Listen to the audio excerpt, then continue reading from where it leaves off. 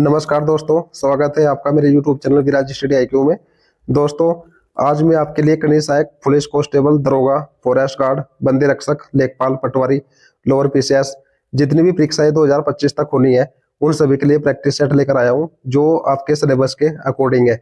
इसलिए वीडियो शुरू से लेकर आखिर तक देखें और अपनी तैयारी को जांचें कि हमारी कितनी तैयारी अभी तक हो चुकी है। तो दोस्तों, ज्यादा देर न करते हुए शुरू करते हैं। हम हिंदी पार्ट से हम स्टार्ट करेंगे, जिसमें कि सामान्य हिंदी के आपको पता ही है 20 नंबर का आता है। उसके बाद सेंट्रल जी के 40 नंबर और उसके बाद उत्तराखंड 40 नंबर। तो सामान्य हिंदी से हम प्रैक्टिस सेट स्टार्ट करेंगे। दोस्तों, हिंदी में पहला क्वेश्चन है, सौर संधि के भेद कितने होते हैं? मतलब सौर संधि किसे कहते हैं? सबसे पहले तो दोस्तों मैं आपको बता दूं, संधि किसे कहते हैं। दो समीपवर्ती वर्णों के मेल से जो विकार उत्पन्न होता है उसको संधि कहते हैं। ये आपको याद रखना है। संधि 3 प्रकार की होती है। नंबर 1 सौर संधि, नंबर 2 व्यंजन संधि, नंबर 3 विसर्ग संधि। तो दोस्तों यहाँ पर पूछा गया है सौर संधि कितने प्रकार की होती है। तो दोस्तों इसका सही उत्तर है ऑप्शन नंबर ए, 5 प्रकार की। 5 प्रकार आपको मैं बता दूं, दीर्घ संधि, वृद्धि संधि, यण संधि, गुण संधि और अयाधि संधि। ये आपको याद रखना है। बढ़ते हैं अगले क्वेश्चन की ओर। क्वेश्चन नंबर 2 में पूछा गया है, आंखों पर चढ़ना मुहावरे का सही अर्थ क्या है? तो दोस्तों आंखों पर चढ़ना मुहावरे का सही अर्थ है पसंद आ जाना। ऑप्शन नंबर बी इसका सही उत्तर होगा। क्वेश्चन नंबर 3, क्वेश्चन नंबर 3 में पूछा गया है, असुर का पर्यायवाची शब्द क्या है? तो दोस्तों असुर का निशाचर भी होता है, राक्षस भी होता है और रात्रिचर भी होता है। तो दोस्तों ऑप्शन नंबर डी इसका सही उत्तर होगा। क्वेश्चन नंबर 4 में पूछा गया है, खाई से निकलकर खंदक में कूदना, इस मुहावरे का क्या अर्थ है? तो दोस्तों इसका ऑप्शन सही है जो ऑप्शन नंबर बी, एक परेशानी या मुसीबत से निकलकर दूसरे में जाना। ये इसका सही उत्तर है। क्वेश्चन नंबर 5 में पूछा गया है, दाता का विलोम शब्द क्या है? तो दोस्तों दाता का विलोम शब्द है याचक। ऑप्शन नंबर डी इसका सही उत्तर होगा। क्वेश्चन नंबर 6, क्वेश्चन नंबर 6 में पूछा गया है, निम्नलिखित में से कौन सी कहानी जयशंकर प्रसाद द्वारा लिखी गई है? तो दोस्तों आकाशदीप, इंद्रजाल और आंधी, ये सभी जो रचनाएं हैं ये जयशंकर प्रसाद द्वारा लिखी गई है। ये आपको याद रखना है। क्वेश्चन नंबर 7 में पूछा गया है, अंबुज का पर्यायवाची शब्द बताइए। तो दोस्तों आप सभी को पता ही है, अंबुज का पर्यायवाची शब्द है कमल। ऑप्शन नंबर डी इसका सही उत्तर होगा। क्वेश्चन नंबर 8 में पूछा गया है, बाजार शब्द में किस संज्ञा का बोध होता है? मतलब बाजार शब्द क्या है? तो दोस्तों बाजार शब्द है ये जातिवाचक संज्ञा है। ऑप्शन नंबर सी इसका सही उत्तर होगा। क्वेश्चन नंबर 9 में पूछा गया है, गुणवाचक विशेषण का उदाहरण नहीं है। तो दोस्तों गुणवाचक विशेषण का उदाहरण नहीं है, ये आएगा इसमें भीतरी। Option number D. ठीक है, अधिक, गोल और तेज, ये तीनों गुणवाचक विशेषण के उदाहरण है। क्वेश्चन नंबर 10, क्वेश्चन नंबर 10 में पूछा गया है, शब्द कोमलता में कौन सी संज्ञा है? तो दोस्तों कोमलता आपको पता लग रहा होगा कि बहुवाचक संज्ञा है। ऑप्शन नंबर बी इसका सही उत्तर होगा। क्वेश्चन नंबर 11, क्वेश्चन नंबर 11 में पूछा गया है, च्या वर्ग का उच्चारण स्थान क्या है? तो दोस्तों च्या वर्ग में तालु द्वारा उच्चारण होता है इसका। ठीक है, ऑप्शन नंबर ए इसका सही उत्तर होगा। क्वेश्चन नंबर 12, क्वेश्चन नंबर 12 में पूछा गया है, दो अन्य कौन सा समास है? तो दो अन्य जैसे ही आपको पता लग रहा है इसमें संख्या का बोध किया गया है, तो द्विगु समास होगा। ऑप्शन नंबर डी इसका सही उत्तर होगा। क्वेश्चन नंबर 13, निम्नलिखित में से आग का पर्यायवाची शब्द नहीं है। देखे दोस्तों, आग का वायु सखा, हताशन तथा विभावसु तीनों पर्यायवाची शब्द होते हैं। तो ऑप्शन नंबर डी इसका सही उत्तर होगा। विपथगा आग का पर्यायवाची शब्द नहीं है, ये आपको याद रखना है। क्वेश्चन नंबर 14, क्वेश्चन नंबर 14 में पूछा गया है, जो पहले कभी ना हुआ हो उसके लिए एक शब्द क्या है? तो दोस्तों इसका सही उत्तर है ऑप्शन नंबर डी, अभूतपूर्व। अभूतपूर्व को बोलते हैं जो पहले कभी ना हुआ हो, ये इसका सही उत्तर होगा। क्वेश्चन नंबर 15 में है, अरे विस्मय बोधक चिन्ह, उसने तो कमाल कर दिया। इससे साफ पता लग रहा है कि ये चिन्ह किसका है? विस्मय बोधक का। तो ऑप्शन नंबर 20 का सही उत्तर होगा। क्वेश्चन नंबर 16, क्वेश्चन नंबर 16 में पूछा गया है, झरोखा रचना किस रचनाकार की है? तो दोस्तों जो झरोखा रचना है वह गोरापंत शिवानी की। ऑप्शन नंबर ए इसका सही उत्तर होगा। क्वेश्चन नंबर 17, क्वेश्चन नंबर 17 भी रचना है, ओल्गा से गंगा। ओल्गा से गंगा किसकी रचना है?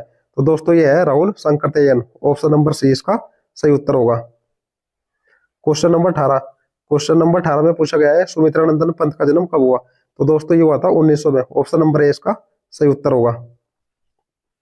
क्वेश्चन नंबर 19, पत्र कितने प्रकार के होते हैं? तो दोस्तों पत्र होते हैं 2 प्रकार के। ऑप्शन नंबर ए इसका सही उत्तर होगा।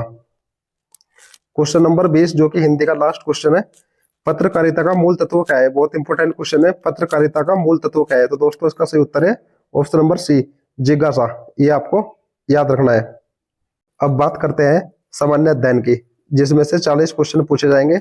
10 क्वेश्चन रीजनिंग के होंगे। रीजनिंग आप अपने आप देख सकते हैं, इसका मैंने आपको बता भी दिया था कि आर के झा की जो किताब है रीजनिंग की, वह बहुत ही महत्वपूर्ण है। उससे बाहर उत्तराखंड में कुछ नहीं जाता, ठीक है, इसलिए आप उसको परचेस कर ले, आर के झा, ठीक है।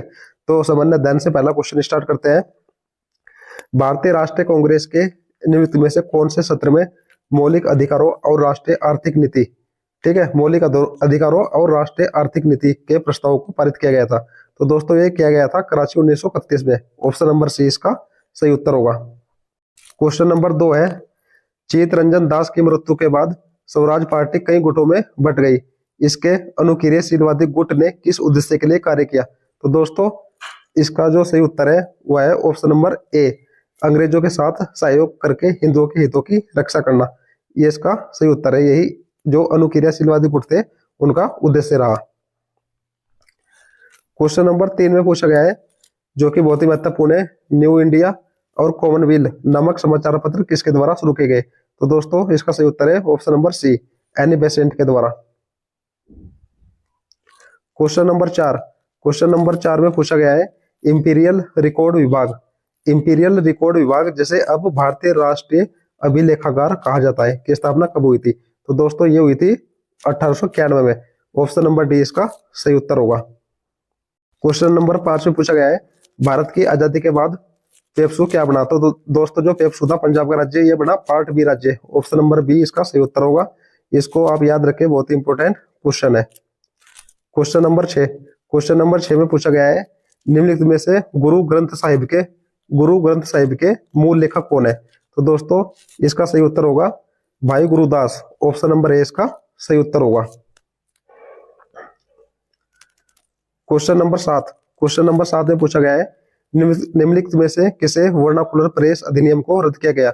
मतलब किसने वर्नाकुलर प्रेस अधिनियम रद्द किया? तो दोस्तों इसका सही उत्तर है option number B, Lord Ripon ने। क्वेश्चन नंबर 8, कानपुर की घेराबंदी में विद्रोह का नेतृत्व किसने किया? जो कानपुर की घेराबंदी हुई थी उसमें जो विद्रोही था उसका नेतृत्व किया था नाना साहिब ने। ऑप्शन नंबर ए इसका सही उत्तर होगा। क्वेश्चन नंबर 9, क्वेश्चन नंबर 9 में पूछा गया है, अंडमान निकोबार द्वीप समूह का नया क्षेत्र किस न्यायालय की देखरेख में आता है? अंडमान निकोबार का।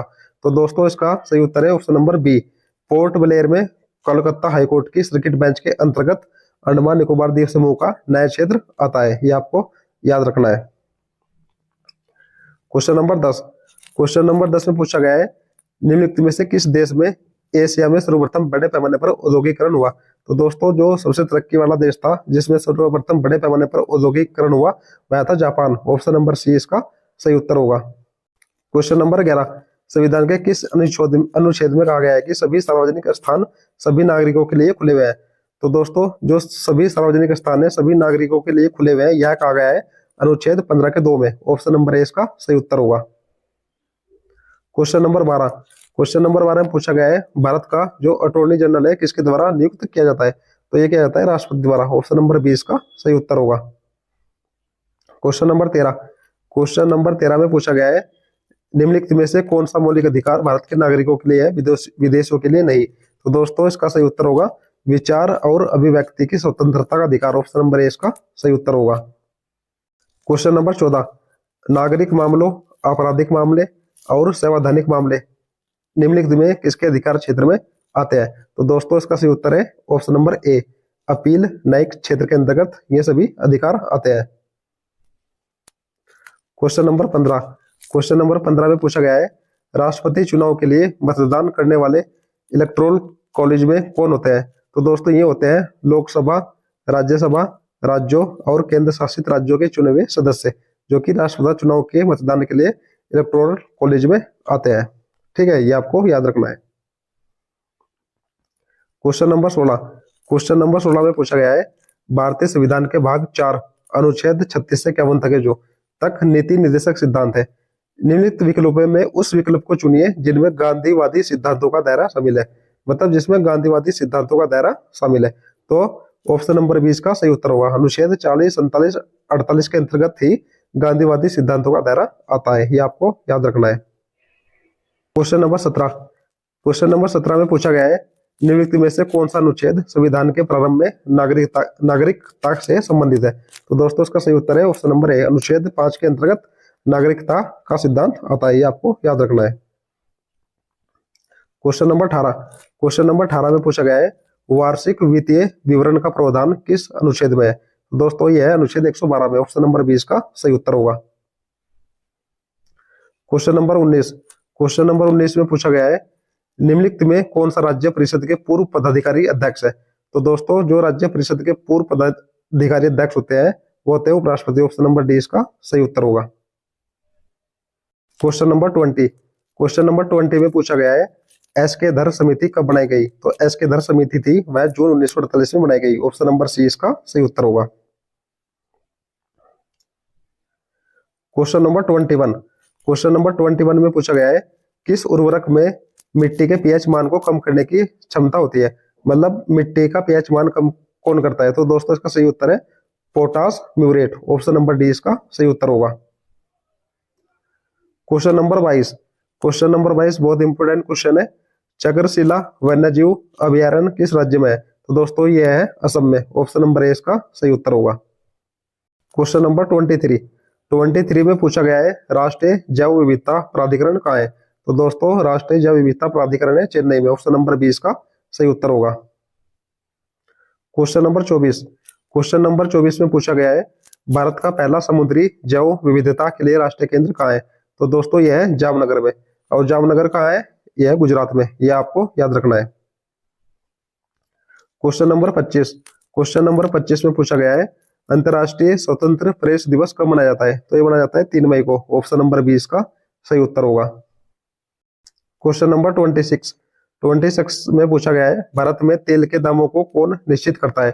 तो भारत में तेल के दामों को तेल कंपनियां निश्चित करती है, ऑप्शन नंबर डी इसका सही उत्तर होगा। क्वेश्चन नंबर 27, क्वेश्चन नंबर 27 में पूछा गया है, आर्थिक मामलों की कैबिनेट समिति का अध्यक्ष कौन है। तो दोस्तों आर्थिक मामलों की कैबिनेट समिति का अध्यक्ष होता है प्रधानमंत्री, ऑप्शन नंबर ए इसका सही उत्तर होगा। क्वेश्चन नंबर 28, क्वेश्चन नंबर 28 में पूछा गया है, पूंजीवाद लेसेज फेयर सिस्टम पर आधारित है। लेसेज फेयर सिस्टम क्या है। तो दोस्तों जो लेसेज फेयर सिस्टम होता है वह कोई सरकारी हस्तक्षेप नहीं, ऑप्शन नंबर ए इसका सही उत्तर होगा। क्वेश्चन नंबर 29 में पूछा गया है, केंद्रीय उपोषण बागवानी संस्थान ये कहाँ है। तो दोस्तों ये है लखनऊ में, ऑप्शन नंबर 20 का सही उत्तर होगा। क्वेश्चन नंबर 30 में पूछा गया है, दक्षिण से उत्तर तक के समुद्री जो बंदरगाह है उनका क्रम क्या है।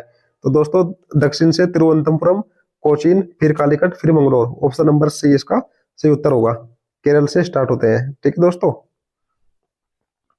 क्वेश्चन नंबर 31, क्वेश्चन नंबर 31 में पूछा गया है, निम्नलिखित में से कौन सी फसल भूमध्य रेखीय फसल है। तो दोस्तों भूमध्य रेखीय फसल है केला, ऑप्शन नंबर डी इसका सही उत्तर होगा। क्वेश्चन नंबर 32 में पूछा गया है, भारत का पहला मिशन चंद्रयान कब लॉन्च हुआ। तो दोस्तों ये हुआ था 22 अक्टूबर 2008 को, ऑप्शन नंबर सी इसका सही उत्तर होगा। क्वेश्चन नंबर 33 में पूछा गया है, भारत बांग्लादेश मैत्री उद्यान किस राज्य में बनाया जा रहा है। बहुत इंपोर्टेंट क्वेश्चन है, भारत बांग्लादेश मैत्री उद्यान, तो ये बनाया जा रहा है त्रिपुरा में, ऑप्शन नंबर 20 का सही उत्तर होगा। क्वेश्चन नंबर 34 में पूछा गया है, सौर मंडल का पृथ्वी केंद्रित मॉडल किसने प्रतिपादित किया था। तो दोस्तों ये किया था कोपरनिकस ने, सौर मंडल का पृथ्वी केंद्रित मॉडल, ठीक है, ये भी आपको याद रखना है, ऑप्शन नंबर ए इसका सही उत्तर होगा। क्वेश्चन नंबर 35, जैसे कुल्हाड़ी लकड़ी को काटती है तो कैंची किसको काटते हैं। तो कैंची काटते हैं कपड़े को, ऑप्शन नंबर सी इसका सही उत्तर होगा। देखे दोस्तों रीजनिंग के लिए मैंने आपको बुक बता दी है आर के झा की, आप उस बुक को खरीदे तथा जितने भी क्वेश्चन एग्जाम में पूछे जाते हैं सभी उसी किताब पर आधारित है, उससे बाहर कोई क्वेश्चन नहीं जाता, इसलिए यहाँ पर मैं आपको रीजनिंग के क्वेश्चन नहीं कराऊंगा। पेपर का महत्वपूर्ण पार्ट है उत्तराखंड जी के, जो कि 40 नंबर का आता है, ठीक है, यहाँ भी हम 40 क्वेश्चन कवर करेंगे, ठीक है, तो जल्दी से स्टार्ट करते हैं पहले क्वेश्चन से। उत्तराखंड के किस शहर में न्यायिक एवं विधिक अकादमी स्थित है? तो दोस्तों ये है नैनीताल में। ऑप्शन नंबर 20 का सही उत्तर होगा। क्वेश्चन नंबर 2, शिव प्रसाद डबराल कौन थे? तो दोस्तों शिव प्रसाद डबराल थे इतिहासकार। ऑप्शन नंबर सी इसका सही उत्तर होगा। क्वेश्चन नंबर 3, क्वेश्चन नंबर 3 में पूछा गया है उत्तराखंड के चक्राता में सैनिक छावनी थी, उसकी स्थापना कब की गई? तो दोस्तों ये की गई थी 1866 में। ऑप्शन नंबर सी इसका सही उत्तर होगा। क्वेश्चन नंबर 4, क्वेश्चन नंबर 4 में पूछा गया है निम्नलिखित में से किस खिलाड़ी को आयरन वॉल ऑफ इंडिया के नाम से जाना जाता है? आयरन वॉल ऑफ इंडिया, तो दोस्तों इसका सही उत्तर है option number A, Trilok Singh Baseda को। ठीक है, ये भी आपको याद रखना है। क्वेश्चन नंबर 5, क्वेश्चन नंबर 5 में पूछा गया है जागेश्वर धाम उत्तराखंड राज्य के किस नदी के किनारे स्थित है?